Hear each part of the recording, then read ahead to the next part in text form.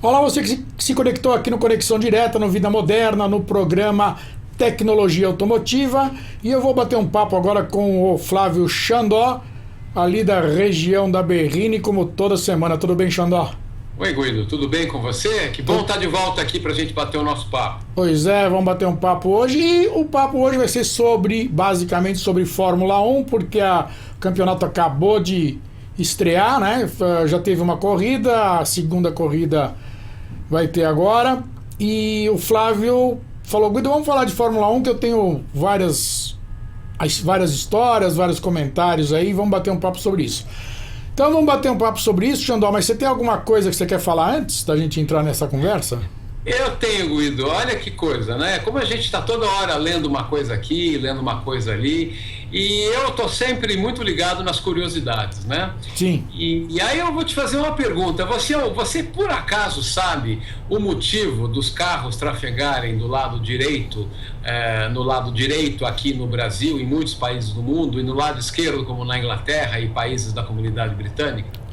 Olha, como eu morei na Inglaterra, eu sei, mas eu vou deixar você contar porque você tá com isso mais vivo.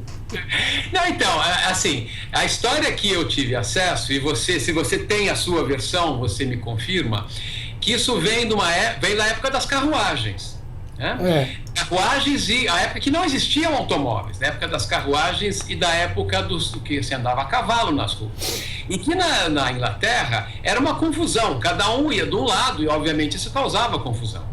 Aí um belo dia, o rei, que agora lamentavelmente me foge o nome dele, ele falou: não, o negócio é o seguinte, vamos organizar, botar ordem nessa casa. Todo mundo vai andar do lado esquerdo e o motivo é o seguinte, ele falou nisso pensando nele. Como ele usava uma espada na bainha, e a espada fica do lado, se você é destro, fica do lado direito, se você é canhoto, fica do lado esquerdo.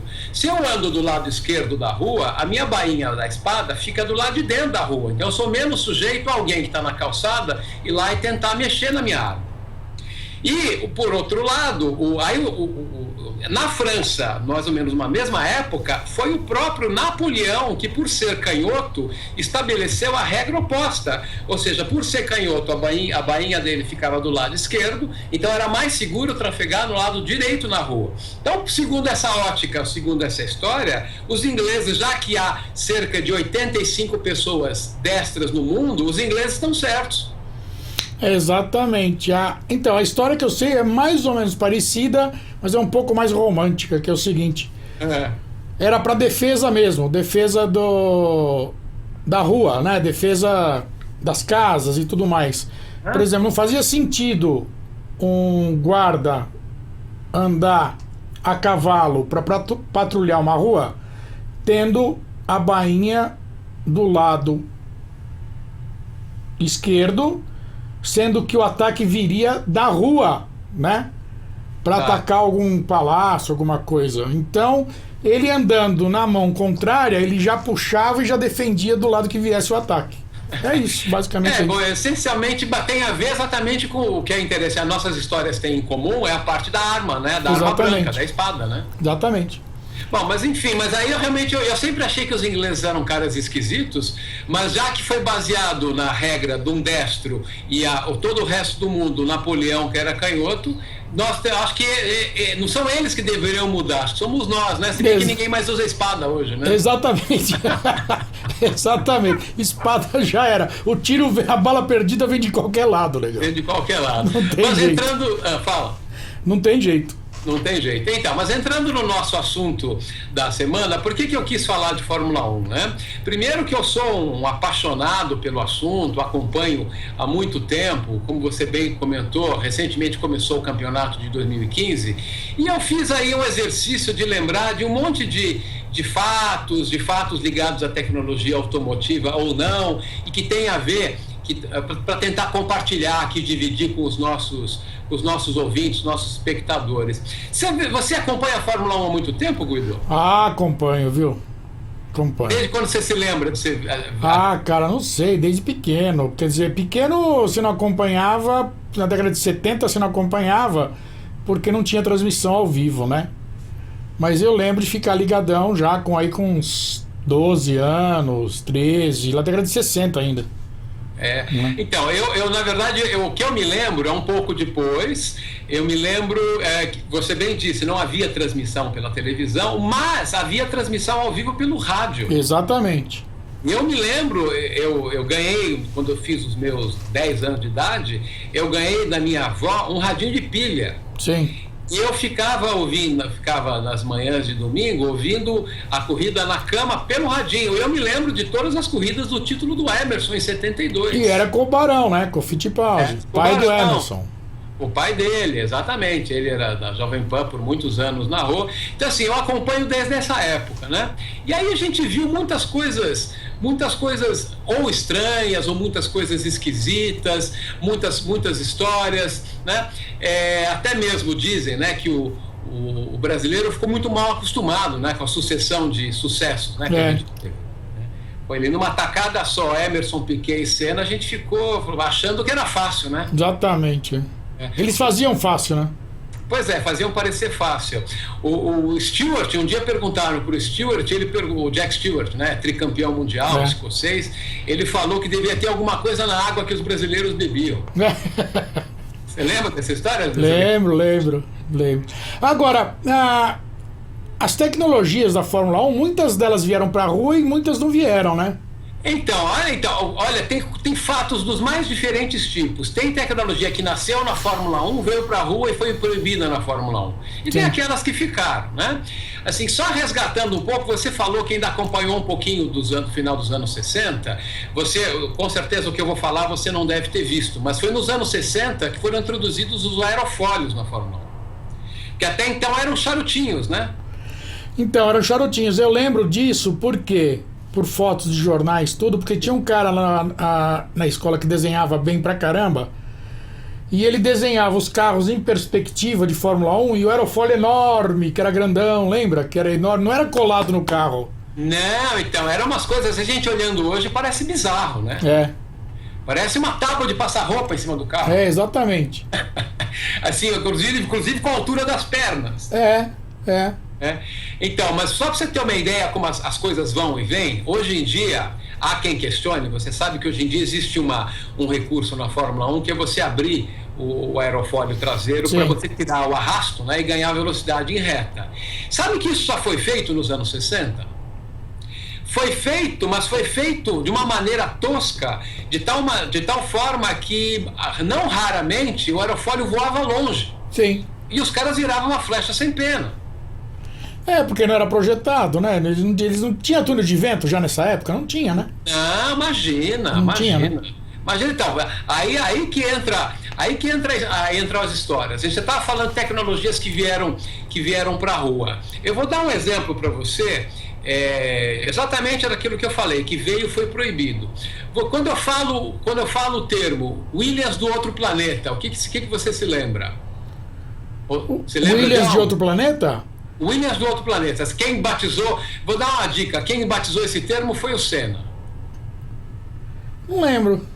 Que era por quê? Porque estava tão à frente que era de outro planeta? Alguma coisa? Não, é por aí. Não sei se você vai ler, que eu tenho infelizmente, algumas coisas eu lembro bastante.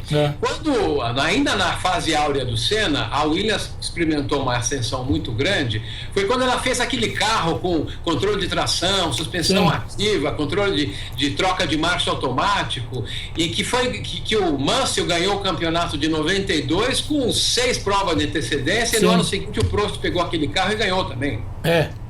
Né? Então, mas uma coisa interessante de ser comentada é que, por exemplo, o que era, né, a tal da suspensão ativa? Hoje em dia, existem alguns carros de rua que têm a tal da suspensão ativa, que são poucos, mas o que vem a ser e que fez muito sucesso na Fórmula 1 e foi proibido.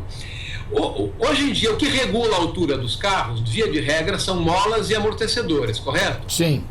Tá. Agora, mola e amortecedor é uma coisa passiva. Ele recebe uma ação, ou seja, de um desnível de solo, um buraco, um calombo no asfalto, e aí a mola e o amortecedor eles atuam de forma a compensar aquela irregularidade. Qual que é o desafio? É manter as rodas o máximo do tempo com contato ao chão para você não perder tração. Sim. Nem estabilidade. Sim. Tá? Então esse é o objetivo. Agora, o que a suspensão ativa fazia? por algum tipo de sensor que ia na frente do carro, às vezes por mapeamento de circuito, no caso da Fórmula 1 também havia um mapeamento do circuito, eles já sabiam o relevo das pistas e a própria suspensão ela já ia se adaptando sozinha às necessidades. Ela era proativa, né? Por isso que chamava ativa. Tanto que tem uns vídeos, se você procurar no YouTube, tem uns vídeos que mostram isso, que eles colocavam a Williams em cima de uns cavaletes no box e ela ficava dançando ali. Eles faziam demonstração disso. Chegou a ver esse vídeo já ou não? Vi. Então, só que essa tecnologia, ela foi proibida. Foi proibida na Fórmula 1. Foram eles que desenvolveram também o controle de tração, que a gente em algum momento comentou aqui naquele programa que nós falamos das siglas automotivas, mas essencialmente o que é o controle de tração? É você se acelerar demais, não deixar a roda patinar. Hoje em dia muito carro tem, você que tem um carrão aí, o seu carro tem controle de tração? Tem. Tem e mostra no painel, inclusive. Quando ele atua, ele mostra no painel. Tá. Não, inclusive eu me lembro uma vez que eu estava em Interlagos assistindo, eu acho que, porque o controle de tração ele foi proibido, ele voltou, foi proibido de novo, ele teve umas 2 indas e vindas. Se eu não estou enganado, na época Schumacher Barrichello, isso, quando eles estavam na Ferrari, houve um momento ali que o controle de tração foi de novo voltou, né? E eu me lembro claramente, eu estava no local da pista, que era ali perto da junção, e ali perto da junção, você tinha a visão ali daquelas curvas lentas, lá o cotovelo, o bico de pato, do circuito. E aí eu me lembro que era muito interessante que os carros chegavam e quando eles se aproximavam da curva, eles faziam um barulho que era exatamente dando os cortes de motor para não deixar distracionar a roda. Era claro, era audível você perceber o controle atuando. Sim, eu lembro disso. Bom, mas aí tudo bem, por que foi proibido? Agora tem uma curiosidade que talvez você não saiba ou talvez até desconfie. Por que controle de tração, suspensão ativa, e também a marcha automatizada, essa Williams tinha também. Você na reta, o piloto apertava um botão, no caso no caso Prost, no caso Mansell em 92, 93, o carro já fazia a ascensão das marchas, saía de uma curva lenta, segunda, terceira, quarta, quinta, sexta, sétima, e quando o piloto apertava um outro botão no final da reta, o próprio sistema ia reduzindo sozinho todas as marchas.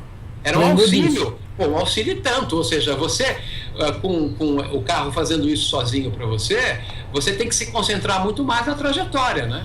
Claro, e você não precisava tirar a mão do volante porque você não precisava mudar a marcha fisicamente como o Senna fazia, né? É isso. Então eu vou abrir um parênteses antes de contar o final dessa história. Também remetendo a vídeos do YouTube, convido aqui os nossos espectadores, nossos ouvintes, existem 2 vídeos que são considerados geniais no YouTube. São uma volta que o Senna deu em Mônaco em 89 e também a classificação dele em Suzuka em 89, onde ele mostra dando a volta ainda trocando a marcha ali na direita. É poesia pura. O cara realmente, porque ele tinha a vantagem de ser canhoto, então quando ele trocava a marcha ele tinha um controle muito preciso ainda da mão. Dizem que isso dava alguma vantagem para ele. Sim.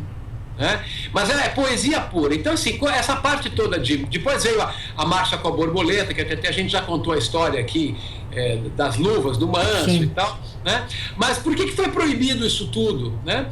Isso é exato, isso é real. No final de 93, o Senna tentou ir para Williams em 93, ele se ofereceu para correr de graça. Não sei se você lembra dessa história. Lembro.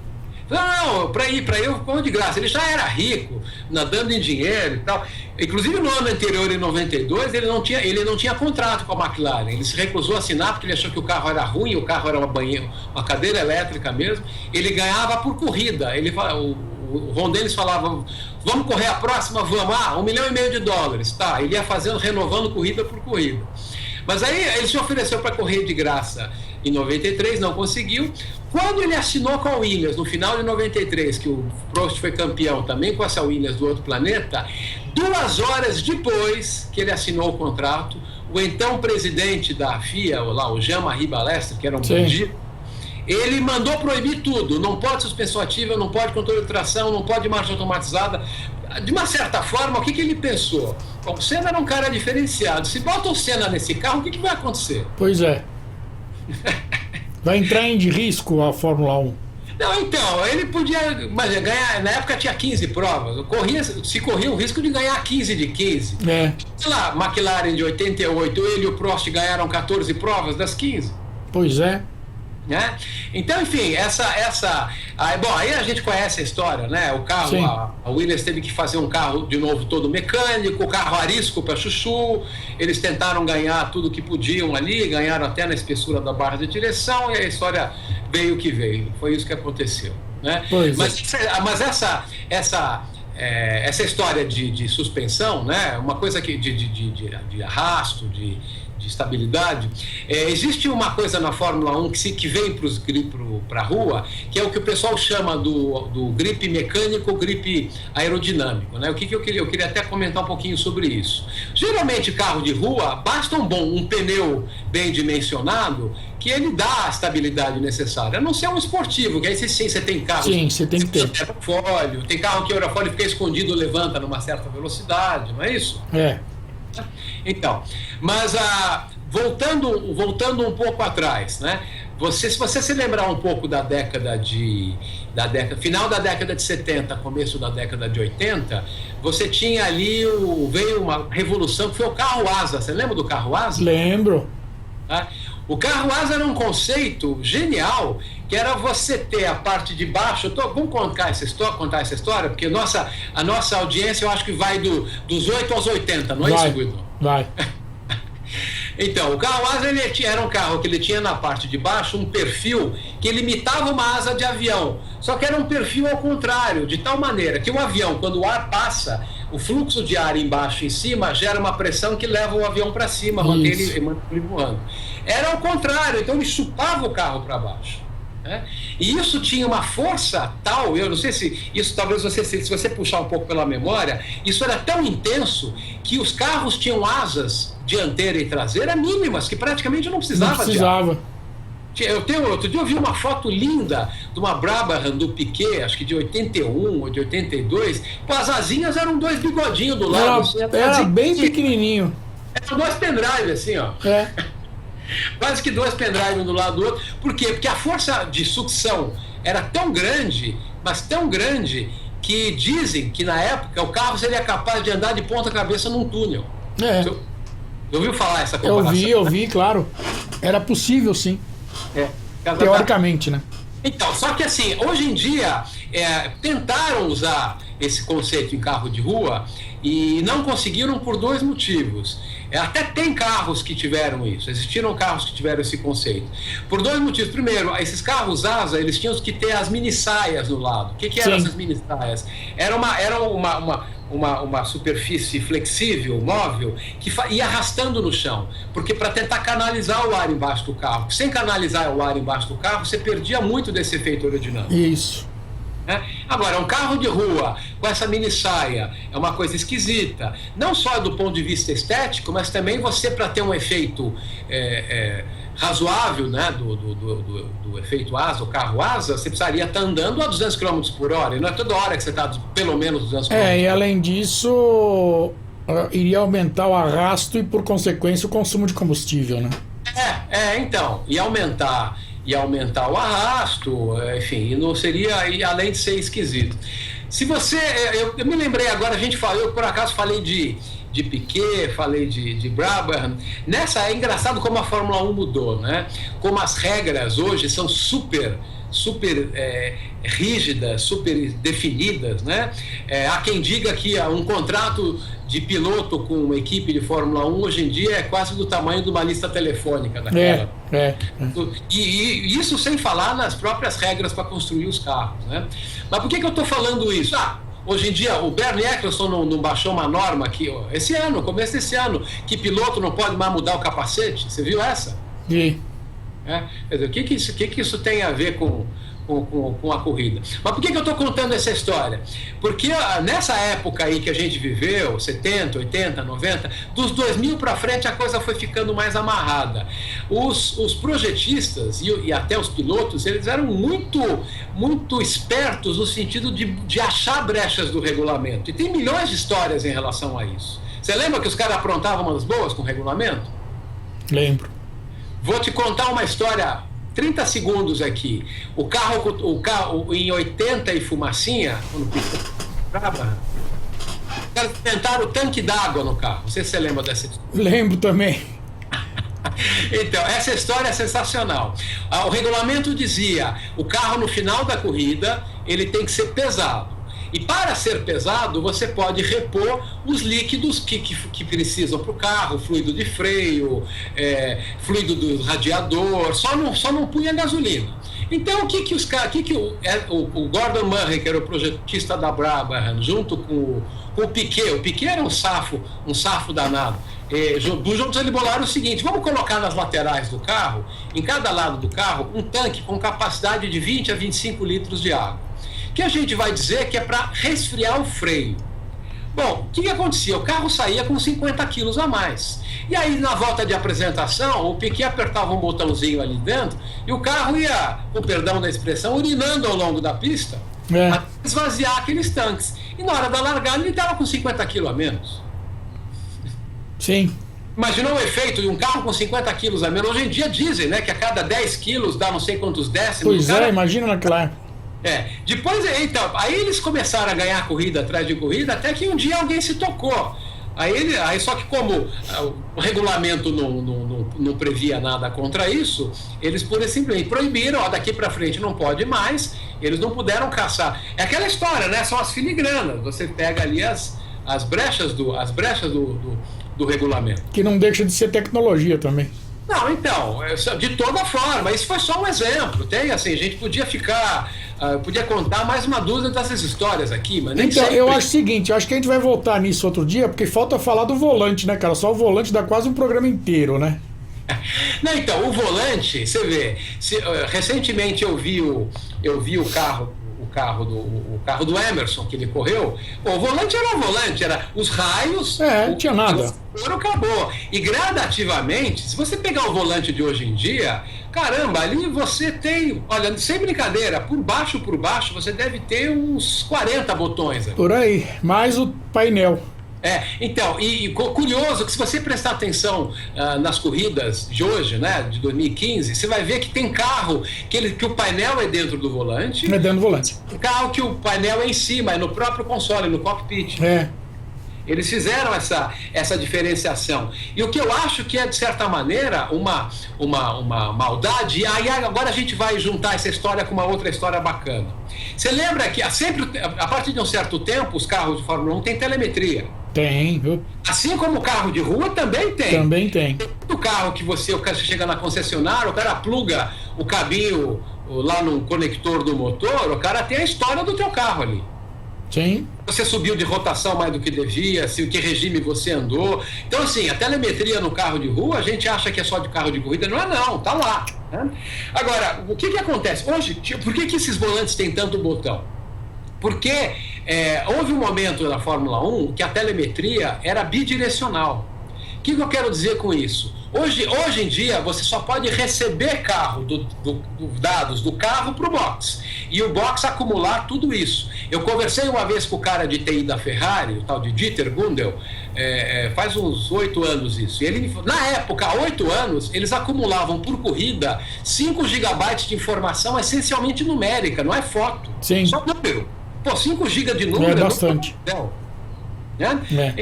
Então, assim, a telemetria já ela existia uma época no outro sentido. O que queria dizer isso? Do box, o chefe dos mecânicos podia programar, fazer alguma coisa no carro.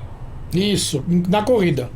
Na corrida. Tanto que isso gerou cenas muito engraçadas. Na época exatamente que o Mansell correu na tal da Williams do outro planeta, corria com o motor Honda essa Williams, que era o mesmo motor que houve um tempo a própria McLaren também correu com o motor, voltou a correr com o motor Honda esse ano, que está um carroção, né? Chegou em último na primeira corrida com o Mas então, quando o Osamu Goto, que era o chefe da engenharia da Honda, percebia que tinha alguma coisa errada no motor, ele falava, avisa o Mansell para tirar o pé, esse motor vai abrir o bico.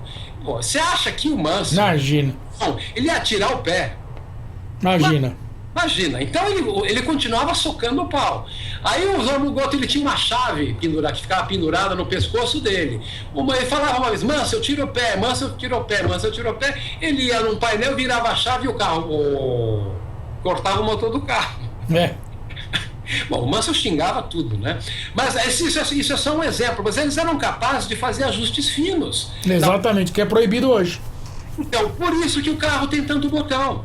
Porque aquilo que o box fazia no passado, você tem ajustes dos mais finos, balanço, falando só os mais óbvios, balanço de freio, mais freio atrás, mais freio na frente, rigidez de suspensão, rigidez de amortecedor.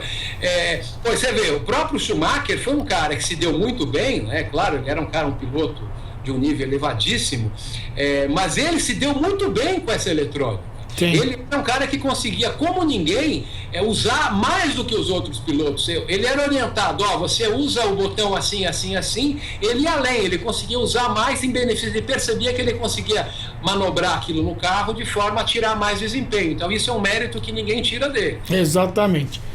Mas, por falar em tirar o pé do Mansell, nós vamos ter que tirar o pé porque já foi nosso tempo. Pô, mas nem metade das histórias. A gente volta aí outro dia, a gente vê quando é que volta, a gente combina. Bom, quando passa rápido, acho que é bom sinal, né? Exatamente. Foi uma conversa muito boa. Então é isso, Xandó. Essa semana já foi, infelizmente, o tempo já tá até estouradinho aqui. A gente volta semana que vem, tá? A gente volta e, pelo amor de Deus, não me deixa esquecer de contar a história dos carros com a luz no teto em Le Mans. Essa história você vai rachar o bico. Pode deixar, eu lembro sim. E você que está conectado aqui, continue por aqui. O site principal é o vidamoderna.com.br. Passa lá no YouTube, assine o canal, youtube.com/canal Vida Moderna. O Facebook para curtir a página é o facebook.com/canal Vida Moderna. E o Twitter é o twitter.com/canal Vmoderna ou simplesmente @canal Vmoderna. Tchau!